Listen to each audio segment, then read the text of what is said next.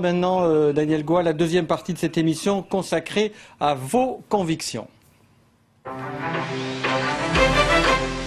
Bien sûr, on revient tout de suite sur l'élection de Gaël Iannou à la présidence de l'Assemblée délibérante du Congrès de la Nouvelle-Calédonie et le bloc loyaliste qui fait front contre la possible élection d'un candidat indépendantiste. La réaction de Roch Wamitan, d'ailleurs, qui dit ne pas avoir apprécié l'attitude de Thierry Santa qui a fait, je cite, barrage à un candidat indépendantiste. Comment vous réagissez à cela ? Non, je dirais que ce n'est pas la première fois. À chaque fois qu'il y a des élections au Congrès, on se rend bien compte que les loyalistes savent se retrouver lorsqu'il y a un objectif commun. Et donc, surtout ne pas faire accéder au poste de président du Congrès un indépendantiste, c'est l'objectif pour eux. Donc, je pense que c'est pas surprenant. Par contre, sur la situation de M. Iannou accéder à la présidence du Congrès, je pense qu'il n'y a plus rien qui nous étonne, puisque en son nom personnel, il se permet de siéger dans le G10. Et donc, ça ne m'étonne pas plus.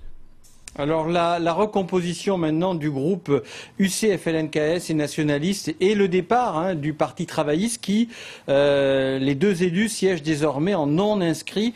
Un communiqué d'ailleurs du Parti travailliste nous indique qu'il, je cite, a pris acte de la décision de l'Union calédonienne de rompre le lien les unissant au sein du groupe UC-FLNKS et nationaliste au Congrès de la Nouvelle-Calédonie. Ces deux élus, Marie-Pierre Goyetch et Louis Cotra-Uregei, siégeant désormais en tant que non inscrits depuis le 30 juillet 2018. Fin de citation. Comment vous réagissez à cette déclaration, Monsieur Goa? Je dirais que c'est regrettable parce que on perd deux élus dans notre groupe et forcément on perd des moyens. Mais vous comprenez bien que nous ne pouvons pas être au grand jour, au Congrès, avec un groupe qui porte des messages contradictoires, puisque nous appelons à voter oui au référendum et le Parti travailliste appelle à s'abstenir. Donc forcément, nous ne pouvons pas être cohérents si nous allons sur le terrain, nous ne pouvons pas porter des messages contradictoires. Donc la décision a été simple et rationnelle. C'est pas pour autant qu'on ne respecte pas plus le Parti travail. Ce sont d'abord des militants, même si le Parti travail c'est un nouveau parti. Ceux qui le composent sont des militants de longue date. Donc c'est la raison pour laquelle nous allons faire le nécessaire pour aller rencontrer ces militants pour dire que la décision qu'ils prennent engage une lourde responsabilité face à l'histoire du peuple kanak. Pour en finir sur cette question-là, au Congrès, votre groupe, vu cette recomposition, gardera le même nom ou va se trouver un autre nom? Vous allez conserver le même intitulé du groupe? Ça, ce sera aux responsables, différents responsables élus au Congrès, mais moi je pense que, étant donné la présence de la DUS dans notre groupe, donc il n'y a pas de raison que ça change.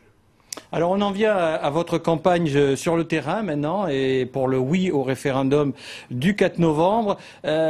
Vous avez, on l'a entendu à Koutio, à Rivière-Salée, à Koutio, à Doumbéa, pardon, tous un projet, c'est celui de l'indépendance, avec quelques variables. Mais quel est votre projet de société commun par rapport à cette volonté d'indépendance à vous?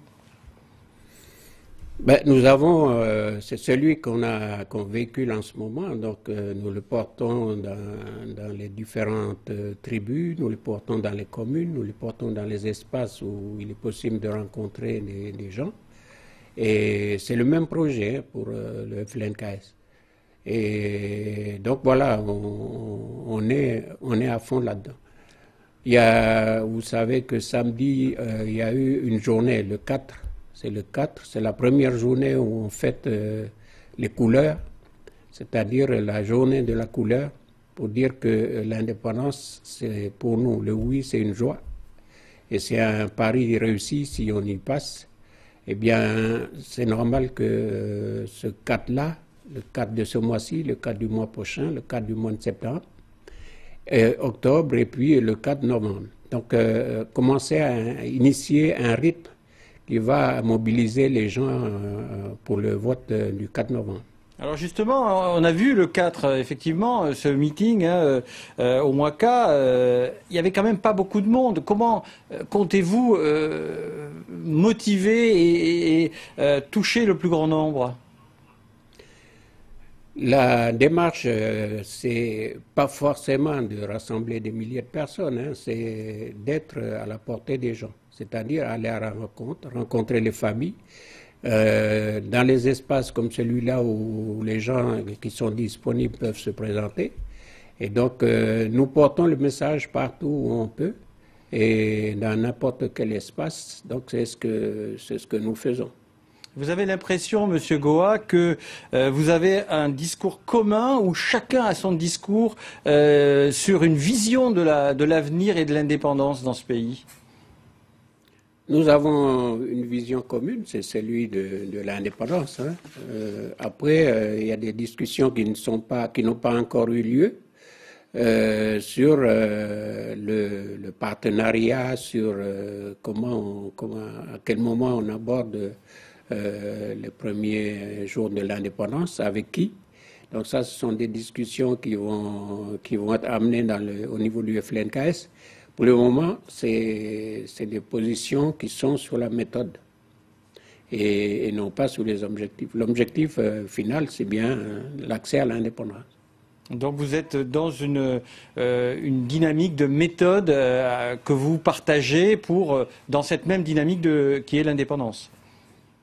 Voilà, donc nous essayons d'amener le maximum de gens pour aller voter oui, et tout en sachant que malgré tout, nous avons cette légitimité. Et cette légitimité-là, on veut le partager avec ceux qui ne sont pas les citoyens, qui ne sont pas calédoniens mais citoyens. Donc le code électoral leur a été ouvert et donc nous voulons partager cette légitimité et pour cela il faut qu'ils aillent voter oui et non pas le contraire parce que là ce serait refuser cette ouverture que nous faisons à l'ensemble des Calédoniens. Une dernière chose, Daniel Goa, puisque le temps qui nous est imparti arrive presque à la fin.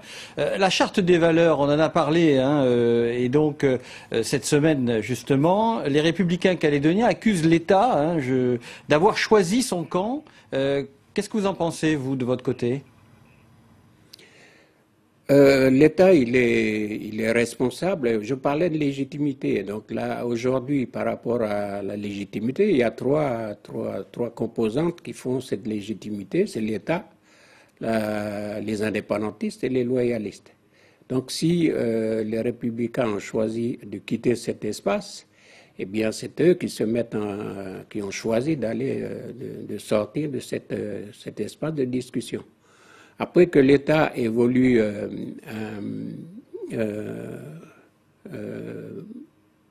s'implanter dans la démarche, je pense que ce serait la moindre des choses, c'est que l'État il est en même temps acteur et non pas seulement spectateur. On a entendu M. Wamitan dire dans la semaine qu'il ne pas l'avoir signée, cette charte. Elle a été signée ou elle n'a pas été signée finalement ? La charte, elle a été signée au comité de signataires. Elle a été signée parce que c'était une commande du Premier ministre. Donc à ce moment-là, nous avons remis au Premier ministre, c'est la raison pour laquelle nous l'avons signée. Aujourd'hui, on est revenu avec la consultation de la société civile et le rapport, nous avons intégré dans la charte. Mais nous n'avions pas besoin d'aller les signer, c'était le communiqué du Haut-Saria qui a été signé, et non pas la charte. Bien, Monsieur Goa, merci. On a écoulé notre temps. Merci d'avoir participé à cette émission.